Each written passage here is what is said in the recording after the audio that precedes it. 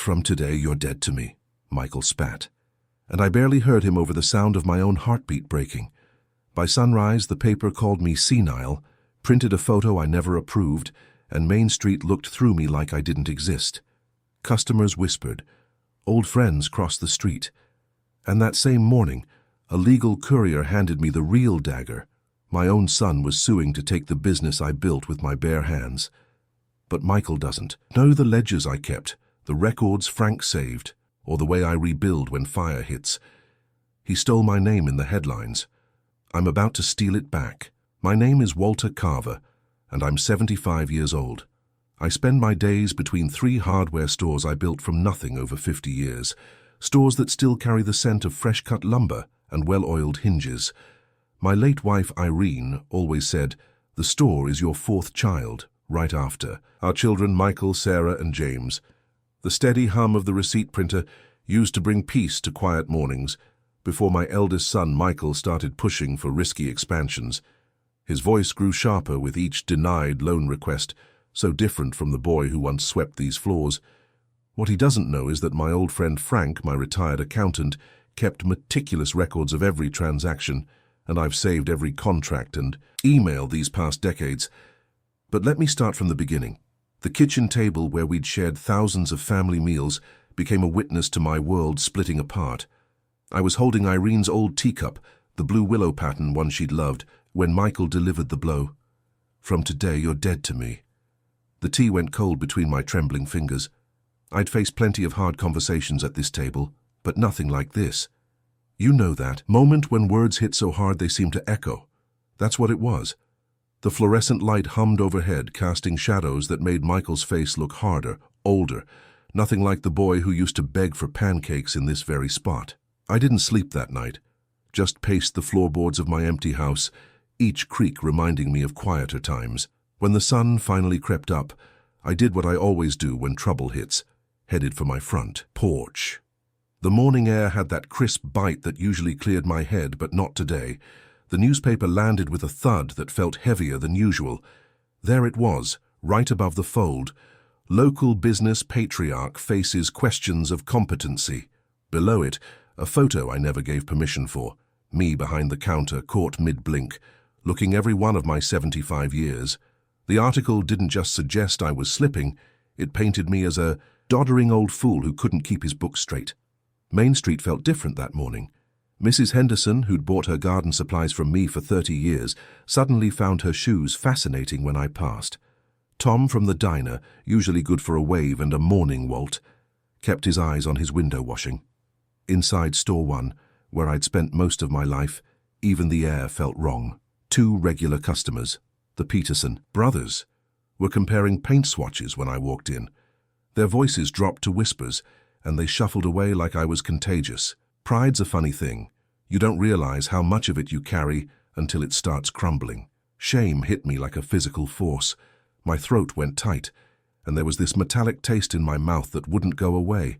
Every creak of the floorboards, every ding of the register, sounds that used to mean home, now felt like accusations. I couldn't take it.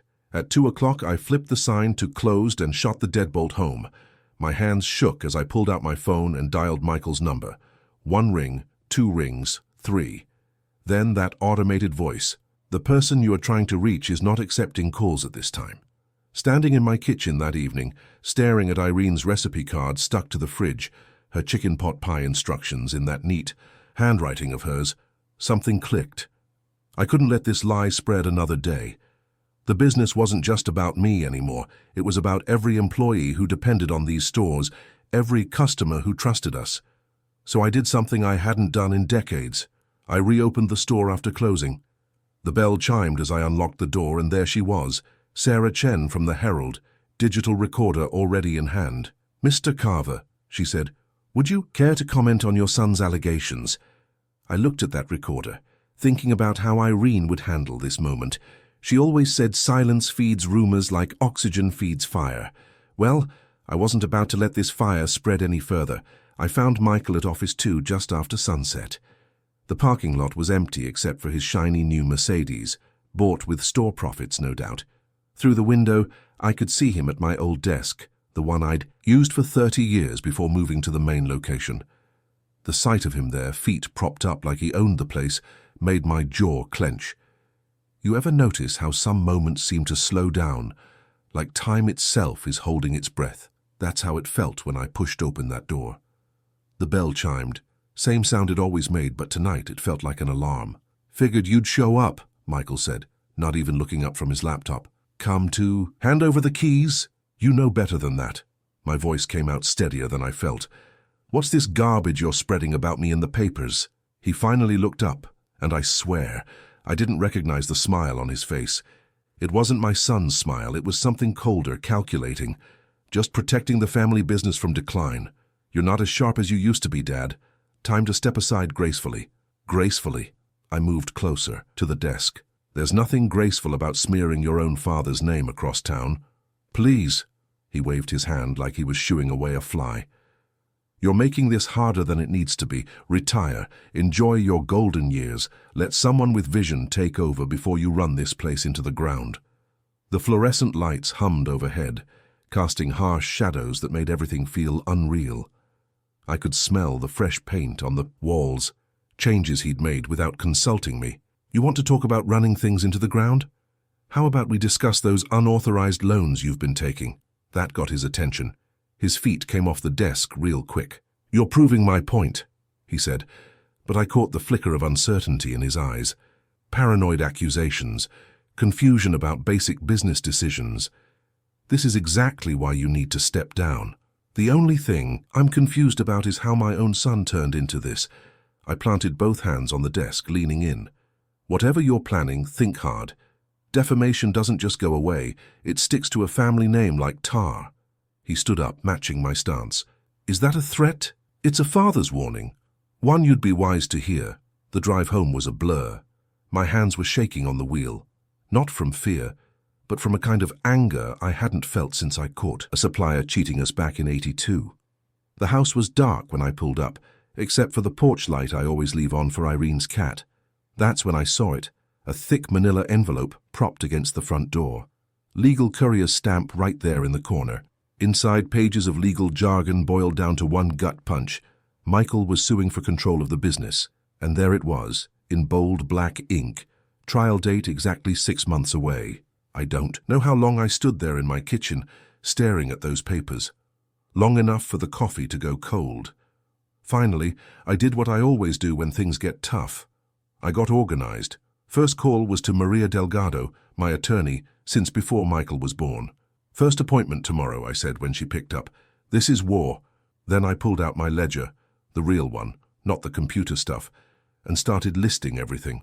Assets, liabilities, trustee documents, every scrap of paper that proved I built this business clean and square. Next came letters to our major suppliers. Had to get ahead of the whispers, assure them nothing would change with our accounts. The kitchen table became my command center, just like it used to be when I was planning our first expansion. Started a clean timeline of everything that had happened, every conversation, every move Michael had made. Memory gets tricky when you're under fire. Better to have it all written down. Outside, a truck door slammed, and I watched porch lights flick on across the street. Mrs. Davis's curtain twitched. Tomorrow, half the neighborhood would know I was up late with legal papers. Small towns run on gossip like cars run on gas. 6 months. That's what I had. Half a year to either save my life's work or lose it all. Looking at the calendar, I circled the trial date in red. Tomorrow would need to start with hard data, not hot anger. Time to pull every record, every receipt, every email that showed exactly how Michael had been playing this game. I got to store one before sunrise, like I had almost every day for 50 years. But this morning felt different. The familiar squeak of my key in the lock seemed louder, more final somehow. Inside, the computer's startup hum filled the dark office as I checked. Email, something I'd learned to do after my grandson Tommy showed me how. 2 new messages sat bold in the inbox, both from suppliers. My stomach knotted before I even opened them. 30 years of steady business, perfect payment history, and now this. Due to recent circumstances, we regret to inform you that your 30-day terms have been suspended. All future orders require payment upon delivery. Have you ever watched dominoes fall? That's what this felt like. I printed both notices, the paper warm in my hands, and clipped them to the daily ledger. Evidence, I thought. Every slight, every change, every whisper, it all had to be documented. Mrs. Nolan came in right at 8, just like she had every Tuesday for 20 years. She needed nails for her husband's latest project, usually charged them to their house account. But this morning, she wouldn't meet my eyes as she counted out exact change. "Beautiful morning, isn't it, Helen?" I tried. "Yes, quite nice," she mumbled, clutching her receipt like it might bite her. She hurried out, leaving behind the ghost of conversations we used to have about her garden, her grandkids. Mr. Reeves was next, his voice bouncing off the walls like he was trying to fill all the awkward spaces. "Walter, how about this weather, huh? Crazy stuff. Say, got any of that wood glue I like? The good kind?" His laugh was too loud, his smile too wide. Like maybe if he acted normal enough, the rumors about me would prove false. I appreciated the effort, but it stung worse than the cold shoulders. Around noon, Claire showed up. My youngest has her mother's eyes, and her mother's way of cutting straight to the heart of things. "Dad," she said, perching on the counter where she used to do homework, "this is killing us all. Just retire. Please, let Michael have it. We can figure something else out." I set down the inventory clipboard I'd been clutching like a shield. "Honey, would your mother have backed down from a lie? Mom isn't here," her voice caught, "and I can't stand watching this tear everything apart. If I hand over those keys now, I'm admitting every word he printed was true." I picked up a brass hinge, turning it over in my hands. I won't let a smear campaign steal what 50 years of honest work built. She left without hugging me goodbye. That hurt worst of all. The afternoon stretched quiet as a church. I buried myself in numbers, inventory counts, cash flow projections, anything to show we could weather this quarter by quarter. Slow-moving stock would have to go, maybe a clearance sale, though that might look desperate. Every column I added felt like building a wall against Michael's accusations. By closing time, I was alone in aisle 5, surrounded by stacks of lumber that still smelled like possibility. The old heater kicked on with its familiar tin rattle, the same one that had kept me warm through 3 decades of winter inventories. The sawdust in the air caught the last sunlight through the windows, dancing like memory. You know what really eats at you? Not the big moments of betrayal. It's the small erosions. Trusted customers suddenly paying cash, old friends crossing the street, suppliers who used to ask about your grandkids now sending form letters. But each slight, each whisper, each averted gaze, they weren't wearing me down. They were building something else. Determination. I ran my hand along a shelf of pristine ledgers, each one filled with my cramped handwriting. 50 years of records, every transaction noted, every decision documented. Tomorrow, these books would start talking. They'd tell the real story in black and white. The register tape whirred as I printed the day's totals. I counted out the deposit, double-checked the locks, and stepped into the blue winter evening. The bank deposit slip felt thin in my pocket, but those ledgers, they carried the weight of truth, and by morning they'd better start speaking loud and clear, or that circled date on my calendar would start feeling less like a deadline and more like a guillotine. I pulled into Denny's just as the sky was turning that peculiar shade of pre-dawn grey. Frank's Buick was already there, parked in his usual spot. Some habits don't change. He'd been claiming that same corner of the lot since back when we'd meet to review quarterly statements over bacon and eggs. The bell chimed as I pushed through the door. Frank sat in our old booth, his silver hair catching the fluorescent light. 2 cups of coffee already steamed on the table. "Walter," he nodded, sliding a worn notebook across the formica. "Start at the first invoice." I settled into the cracked vinyl seat, the familiar squeak bringing back 100 morning meetings. "Thanks for coming, Frank. I mean it." "Save it." He waved off my gratitude. "Nobody messes with my best client's books, not even his son." We spread out the papers between our coffee cups. 3 columns, Store 1, Store 2, Store 3. Every vendor code, every freight surcharge, every payment schedule laid bare under the harsh diner lights. My eyes weren't what they used to be, but numbers I could still read like Braille. "Here," Frank muttered, tapping his pen against an entry. "Look at the gap between these payments to Anderson Supply." I squinted. 30-day terms, but the deposit skipped 6 weeks? And here, he flipped to another page. Century Hardware's invoices don't match their delivery schedule. The waitress came by with fresh coffee. We barely looked up. Page after page, the pattern emerged. Little gaps, odd timing, payments that didn't quite line up with our usual cycles. Frank started circling dates. Remember when Michael pitched that expansion plan last spring? He pointed to a circled entry. Look at the transfer date. My coffee went cold as we dug deeper. Bank statements revealed the truth like archaeology. Layer by layer, we uncovered what had been buried. Irregular transfers, all routed through some subsidiary I'd never heard of, much less authorized. Carver Ventures LLC, I read aloud, the words bitter on my tongue. When did this get registered? Frank checked his notes. 8 months ago, right after that big suppliers meeting in Cleveland. You know that moment when you realize someone's been lying to your face? It's like ice water in your veins. Every enthusiastic pitch Michael had made about expansion opportunities, every casual mention of exploring new revenue streams, it all took on a different color now. We worked through lunch, the diner crowd ebbing and flowing around us. By 2 o'clock, we had 3 bankers' boxes filled with flagged documents.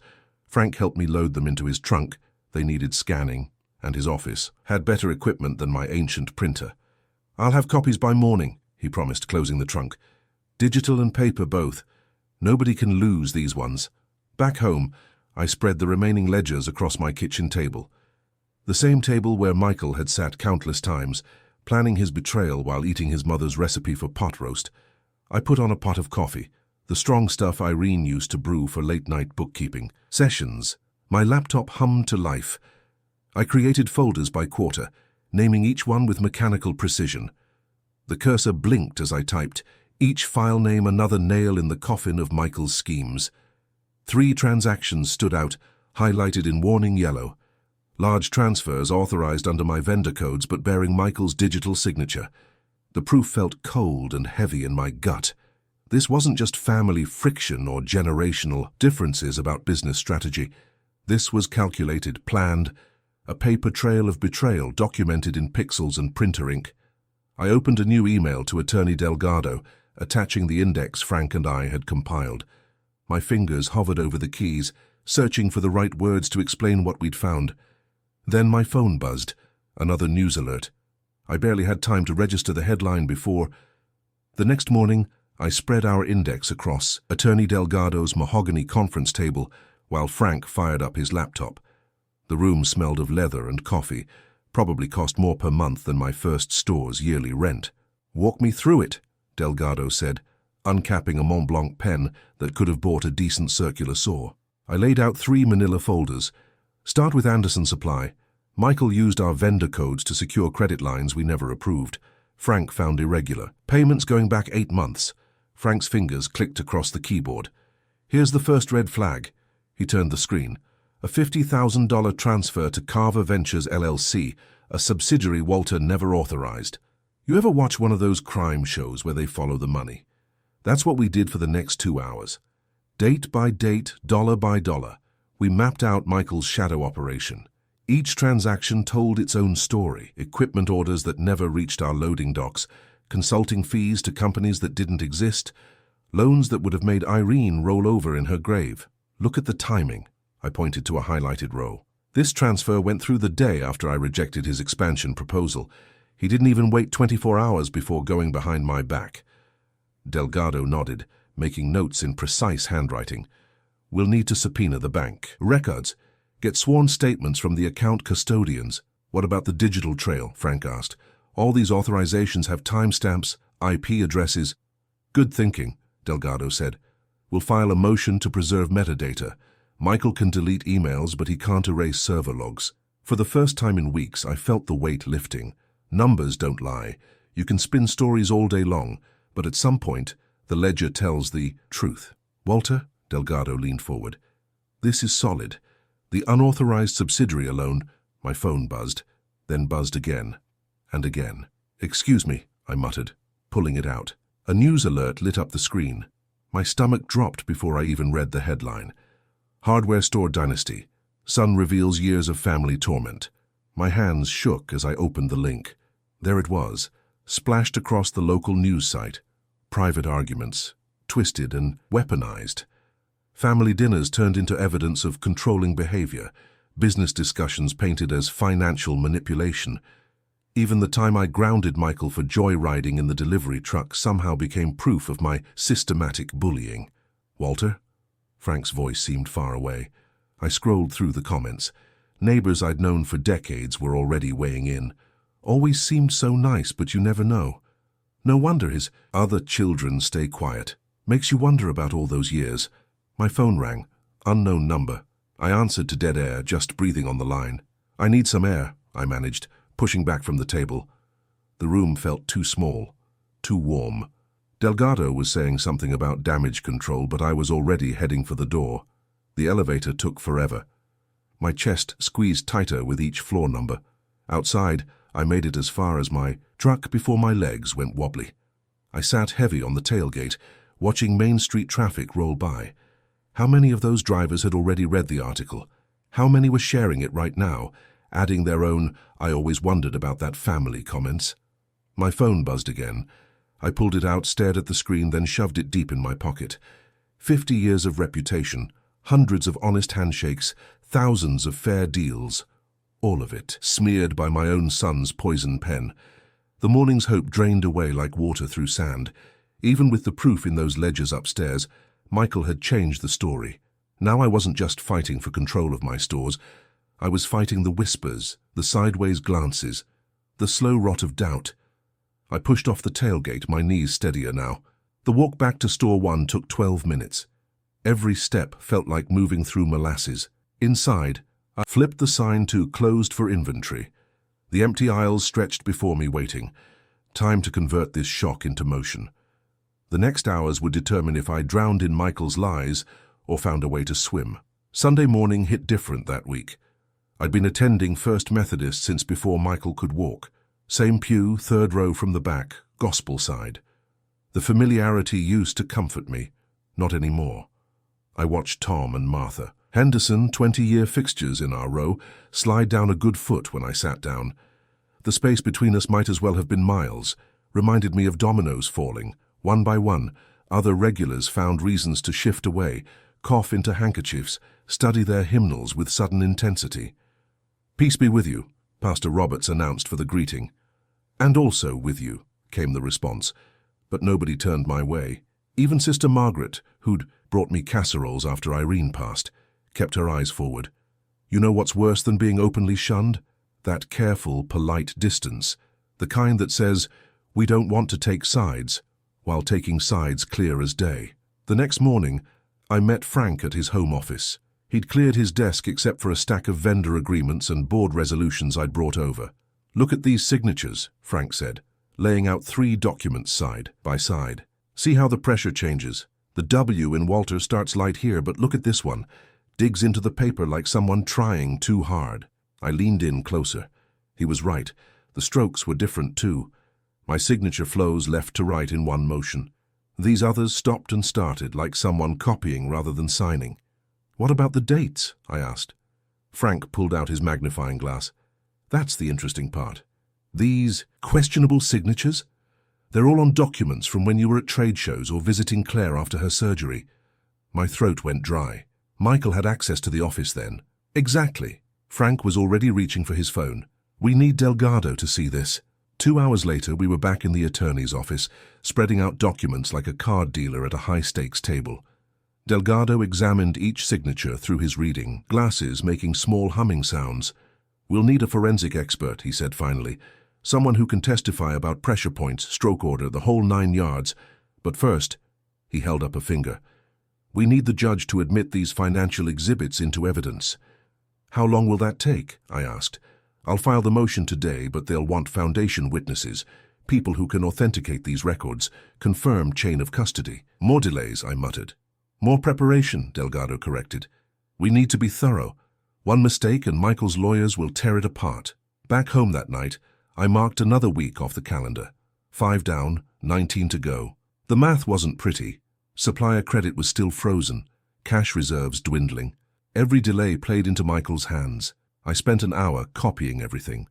Documents, notes, Frank's preliminary analysis. One set went into my filing cabinet at home, behind Irene's old tax returns where Michael would never look. The other set went into Frank's fireproof box, along with a letter authorizing him to act if anything happened to me.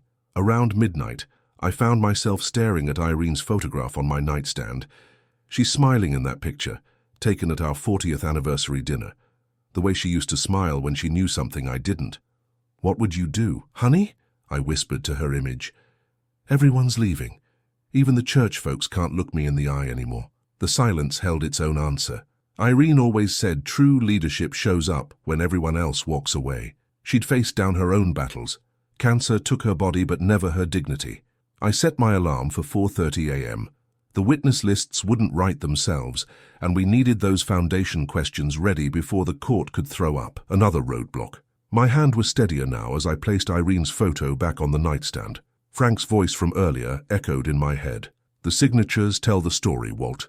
We just need to make sure the right people hear it." 3 months left. The courthouse steps were slick with morning dew as I climbed them, my dress shoes clicking against the worn granite. 8:30, and already the place hummed like a disturbed beehive. You ever notice how small towns treat court days like social events? Half the faces I recognized, Mrs. Peterson from the Quilting Guild, Tom from the barbershop, even my old Little League assistant coach. The other half were strangers with notepads, probably reporters from the county papers.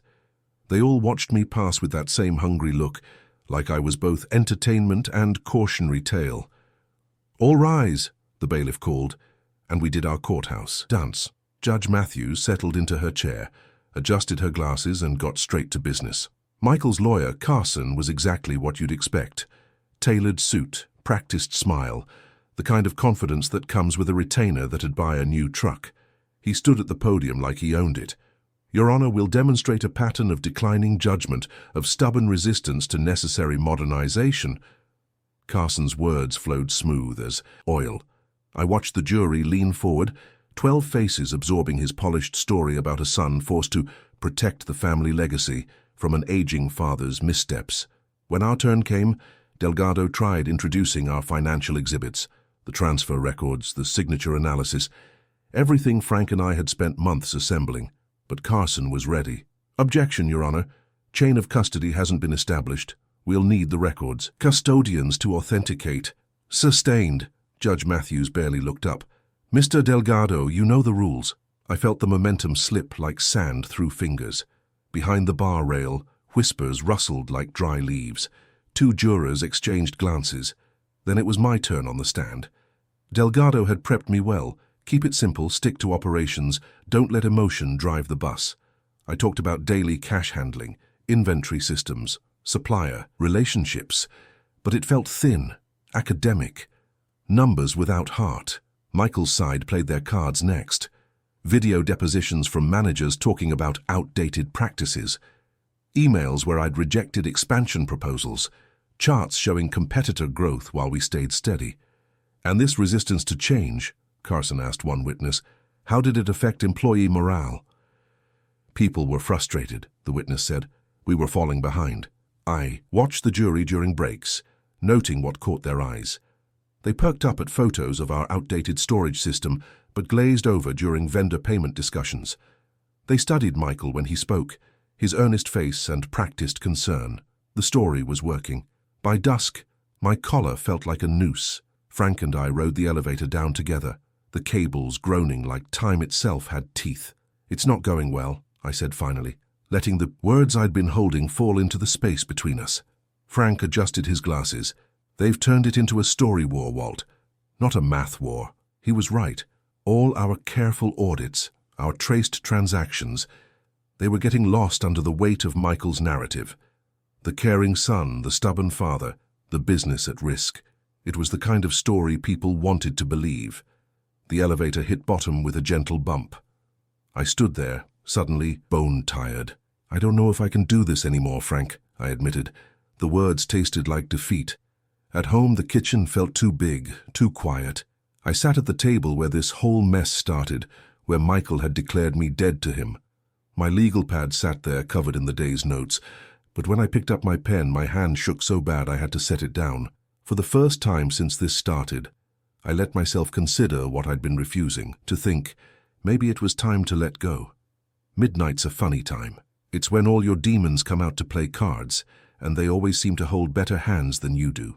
I sat at my kitchen table, legal pad in front of me, writing words I never thought I'd write. The resignation letter started formal, to whom it may concern, but turned raw quick. Something about accepting the weight of years, acknowledging time's tide, stepping aside for the next generation. Each word felt like swallowing gravel. You know that sound a house makes when it's truly empty? That hollow quiet that seems to mock you? That's what kept me company as I wrote. Through the window I could see my reflection. Just another old man, silver-haired and stooped, writing away his life's work by lamplight. I thought about Store One's morning smell, fresh-cut lumber and metal shavings, about the way the register draw's bell rang when Mrs. Peterson bought her weekly box of screws, about Michael as a boy, stacking washers by size, proud as could be when they lined up perfect. Memories hit harder at midnight. The letter was almost done when headlights swept across my front window. Frank's old Chevy, engine ticking as it cooled. His boots on my porch board sounded like artillery fire in the quiet. I didn't even get up. "Doors open," I called. Frank came in. Still in, his work clothes looking like he'd aged 10 years since court. Without a word, he picked up my letter, adjusted his reading glasses, and started scanning. His face got darker with each line. When he finished, he looked at me hard, then tore the paper clean in half. "The hell is this, Walt?" "It's over, Frank. You saw them today, the jury, the judge. Michael's story's winning. Maybe it's time to— To what? Let him bury your name forever?" Frank's voice had an edge I'd never heard before. "Let him erase 50 years of honest work because he tells a better story." The torn letter lay between us like evidence of my weakness. Frank pulled out a chair and sat down. "Listen to me, Walt. Michael's good at noise, but we've got truth, and truth's like water. It finds its way out eventually." Something in my chest loosened. Maybe it was pride coming back, or maybe just anger finding its spine again. Either way, I stood up. "What do we have left to work with?" Frank smiled. That slow smile that meant gears were turning. "Remember those certified bank records we subpoenaed? They came in today. Shows every transfer Michael made to those side accounts, clean as Sunday silver. We spread everything out on the table. Bank statements, signature analyses, emails Michael never thought would see daylight. In one he called the Petersons, 40-year customers, idiot hicks who don't know a Phillips from a flathead. Hours bled by. We built our chain of evidence like we were building a wall, brick by brick, no gaps. Frank drilled me on foundation questions until my throat was dry. Who maintains these records? What's the bank's certification process? How do you verify digital signatures? The sky started turning pearl gray before we finished. 6 binders sat on my table, labeled A through F. Each one documented a different piece of Michael's betrayal. The money, the lies, the contempt for the very customers who'd built our business. I pulled Irene's recipe card from my wallet, the one for her brown sugar cookies that used to make every store opening special. Slid it under the cover of binder A. Not for luck, we were past luck now. For remembrance. Frank gathered his coat. "You good?" I nodded, looking at our night's work. 1 week left. Time to let truth do the talking. After he left, I stood in my kitchen, hand on the light switch. The empty room felt different now. Not hollow anymore, but waiting. Like a tool cleaned and sharpened, ready for work. "No more noise," I told the silence. "Just truth." Monday morning hit different. Maybe it was knowing we'd crossed some invisible line, or maybe just that calm that comes when you stop wrestling with doubt and get down to business. I made my calls early, working down the list Frank and I had prepared. The bank custodian first. She had that crisp, professional tone that plays well with juries. Then our handwriting expert, who'd analyzed every stroke of those questionable signatures. Finally, the IT vendor who'd preserved Michael's emails in their original format, metadata intact. You ever notice how a courtroom feels different when it's about to turn? There's this electricity in the air, like before a storm. Our witnesses lined up outside Department 3, each one carrying a piece of the puzzle we'd spent months assembling. "All rise," the bailiff called, and I felt my spine straighten. Not from nerves, from knowing what was coming. I started with the debt trail. Simple, clean foundation questions, just like Frank and I had practiced. Each document had its own story, and I let them tell it in order. The bank custodian took the stand first, her navy suit and pearl necklace radiating competence. And these transfer records? I asked. They're maintained in the regular course of business? Yes, sir. Our system logs every transaction automatically. And who authorized these particular transfers to the side accounts? She adjusted her glasses, checked her records. Michael Carver. His electronic signature appears on all of them. That's when I walked to the projector. You could hear papers rustling as the jury leaned forward, their reflections visible in the dark screen. I pulled up the first email. Mrs. Peterson's back again, Michael had written. Another idiot who can't tell hardware from her elbow. Why do we waste time with these hicks? The air changed. You could feel it, like someone had opened a freezer door. One juror, an older woman who'd been skeptical all trial, started writing furiously. Michael's lawyer jumped up. Objection, prejudicial content. But we'd laid our foundation clean and proper. The IT vendor had authenticated everything, complete with timestamps and server logs. The judge barely glanced up. Overruled. Proper foundation has been established. I kept going. Email after email, each one showing Michael's contempt for the very people who'd built our business. The customers he called walking wallets. The suppliers he planned to squeeze. The staff he referred to as replaceable parts. Through it all, I watched Michael. His jaw worked like he was chewing glass. When the handwriting expert took the stand, that jaw got even tighter. These signatures, the expert said, pointing to the blown-up samples, show significant deviations in pressure, stroke order, and terminal formations. They are not consistent with the witness's known signature exemplars. The gavel cracked like a gunshot when the judge called for a recess. Court will pause while I review these custodial seals in chambers. I stayed at the plaintiff's table while everyone filed out. Just sat there, letting the weight of truth settle into the wood. Through the walls I could hear the hallway filling with whispers. The old clock on the wall ticked so loud it seemed to echo. Frank appeared at my elbow. You okay? Yeah. I was surprised to find I meant it. Just listening. To what? The sound of cards falling. He squeezed my shoulder once, then stepped back. We both knew what was coming, but neither of us said it. Some moments don't need words. They just need to breathe. The clock kept ticking, marking time until the judge would return. Each click felt like another nail in the coffin of Michael's lies. I thought about Irene's recipe card under Binder A, about how she always said truth finds its level like water. The whispers in the hallway grew louder. Any minute now the bailiff would call us back in. I straightened my tie, checked my notes one last time, and waited for the next round. Sometimes justice moves slow as molasses, but when it finally flows, nothing sweeter. The bailiff's all rise pulled me from my thoughts. Everyone shuffled back to their places, that familiar rustle of fabric and paper filling Department 3. I could smell someone's coffee, probably from the vendor cart downstairs. Funny how normal things stick with you in moments like these. Judge Harrison settled into his chair, adjusted his reading glasses, and cleared his throat. Having reviewed the custodial documentation and foundation testimony, the court finds proper authentication for plaintiffs' Exhibits A through F.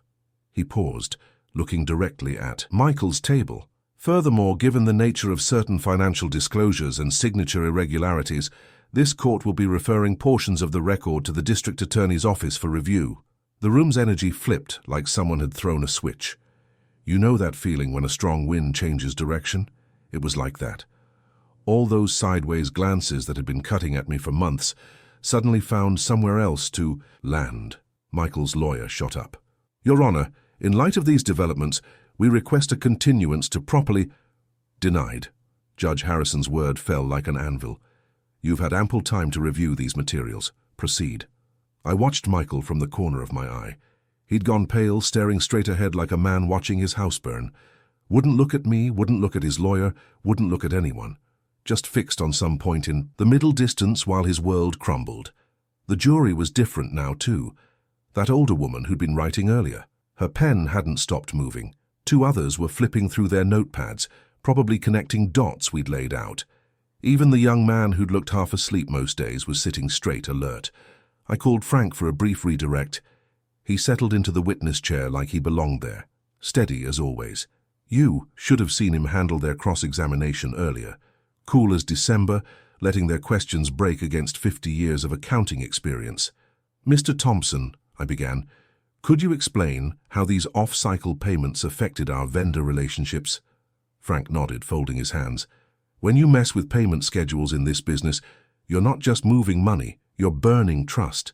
Vendors plan their own inventory around regular cycles. Break that rhythm, they get nervous, start requiring cash up front. And what happens then? Cash flow dies. Simple as that. Can't stock shelves with promises. I let that sink in, then asked the question I'd been saving.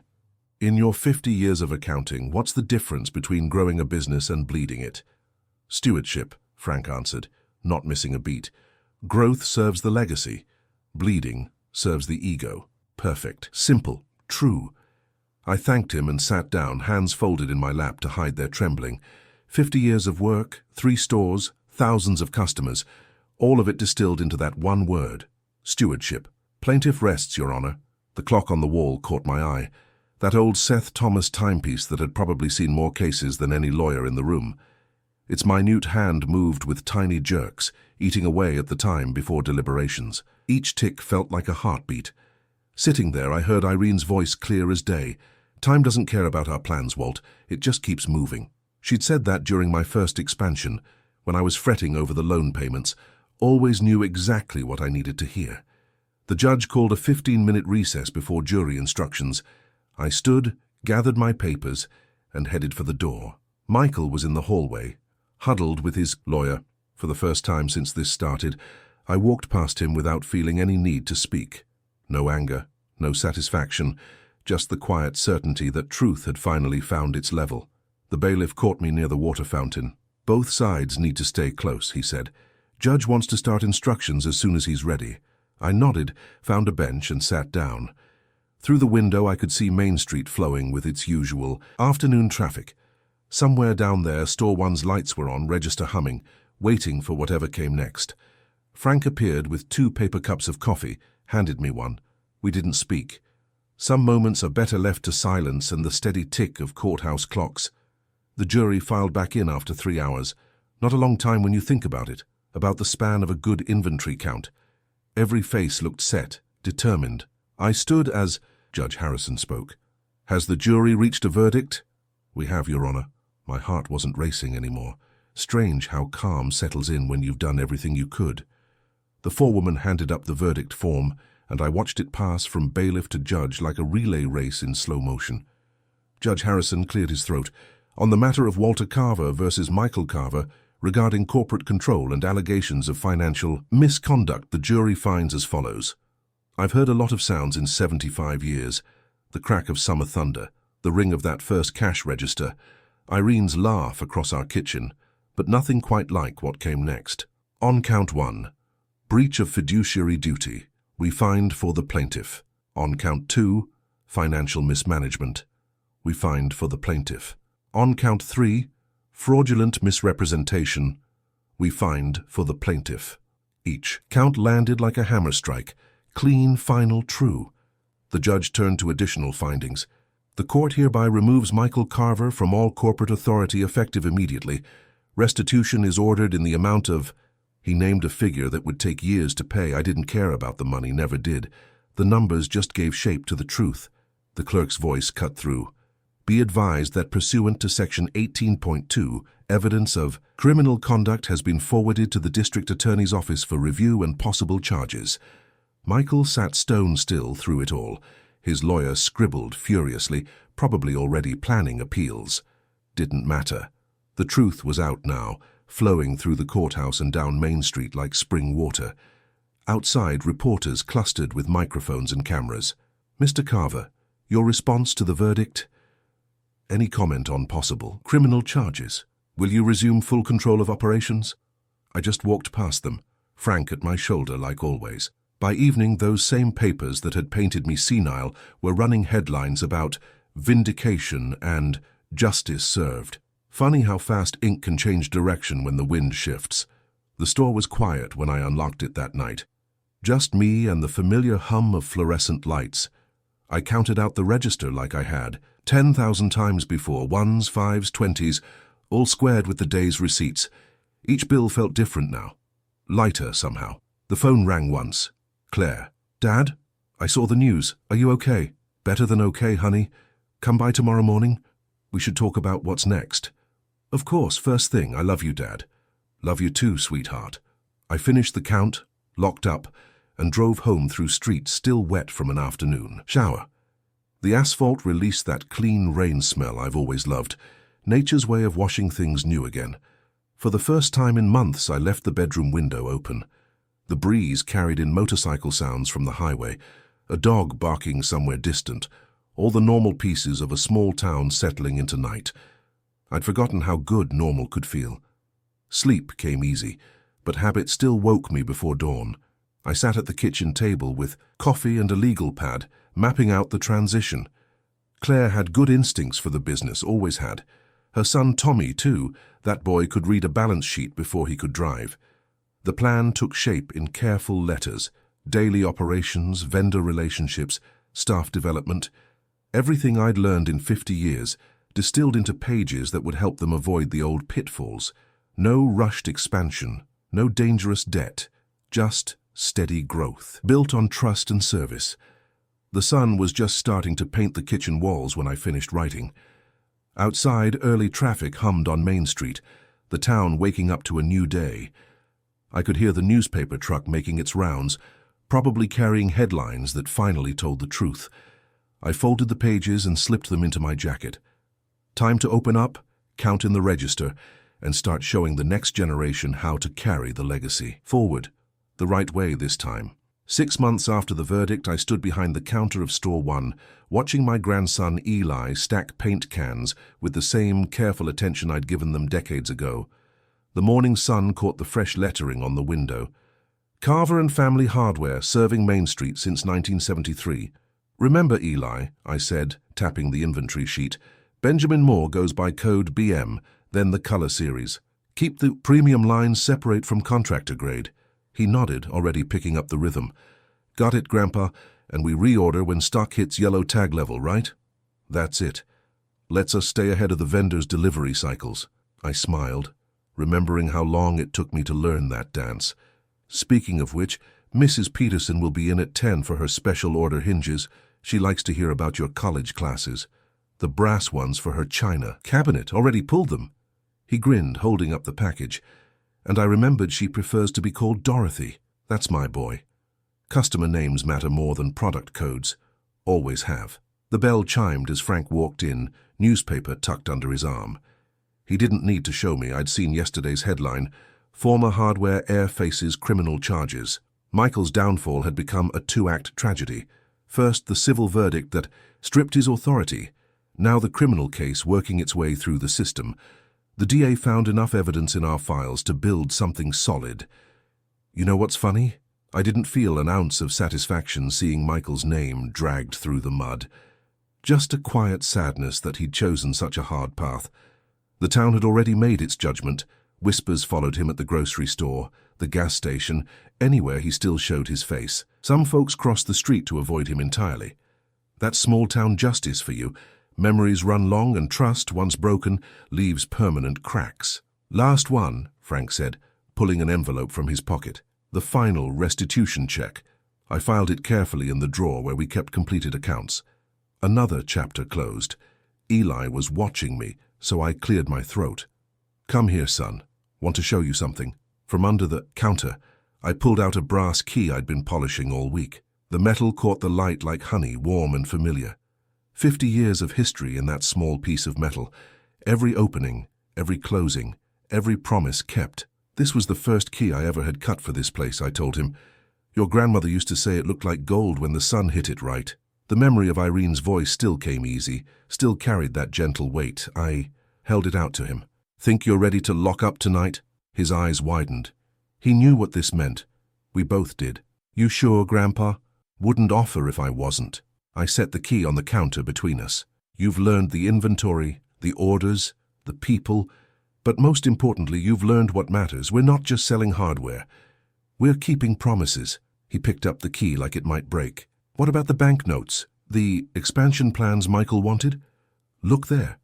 I pointed to the calendar on the wall where we'd marked our debt-free targets in bold red ink. We're doing it the right way. Steady steps, clean books, truth with every transaction. That's how you build something that lasts.